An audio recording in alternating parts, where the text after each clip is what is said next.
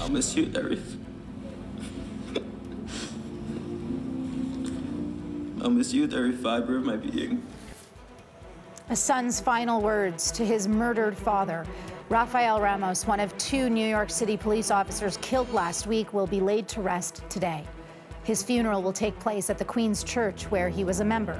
U.S. Vice President Joe Biden and Mayor Bill de Blasio are expected to join thousands of mourners.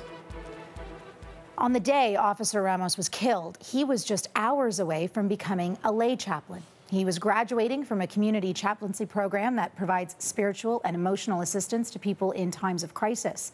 Our next guest is the president of that program. Reverend Marcos Miranda is with the New York State Chaplain Task Force, and he joins us from New York City. Good morning, Reverend. Our condolences to you and yours. What is on your mind this morning? Well, I mean, this is far from over. Obviously, today is the actual funeral services. There were thousands there yesterday, all day, paying their respects.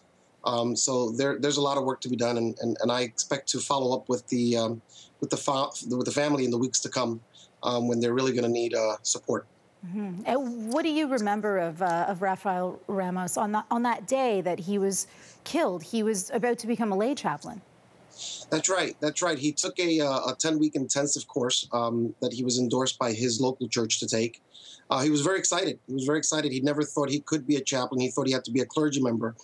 However, there is what we call lay chaplains, and that's what he was studying, and he actually did well in his 10 weeks, incredibly well, and was due to graduate on December 20th with a class of about 144 chaplains. And what made him want to become one?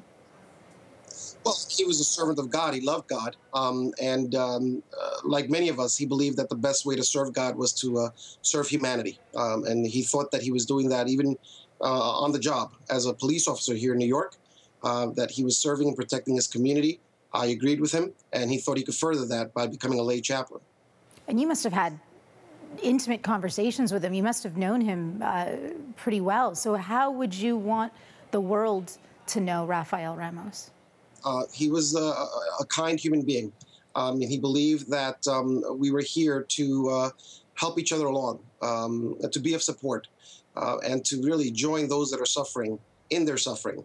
And I think that's just, overall a beautiful heart, and we can all learn from that. Especially right now. How would you describe what is happening in your city now? Well, tensions are up. However, this is one of the most diverse cities in the world. And I think that we've proven before that we can pull together like we did during 9/11 and even during the Crown Heights riots. And I think we can do it again. And I believe we will. And what about the situation with this racial conflict across the country? What do you think is happening in America right now? I believe America is being America. I mean, this is not new. We have a lot of differences, whether they be religious, whether they be, by profession, whether they be social, economic. I think that once, we need to put our differences aside, as we've done before, and understand that we're all in the same race, the human race. And do you think that message will come across at some point, eventually? Yeah, it will. It will. I mean, it has in the past, and I believe it will again. We have that hope, and we continue to pray. How do you, besides praying as well, but how do you get that message across? How do you unite a country that's so divided right now? Well, I think we have to focus more on what we have in common as opposed to what we don't have in common. And if we look deeply as a people, as a nation, we'll see that we have a lot more in common than we do not in common. Well, we appreciate you joining us this morning, Reverend. And again, our condolences to you and everyone there. Thank you so much for having me. Reverend Marcos Miranda, he's the president of the New York State Chaplain Task Force, joining us from New York City on the day Rafael Ramos will be laid to rest.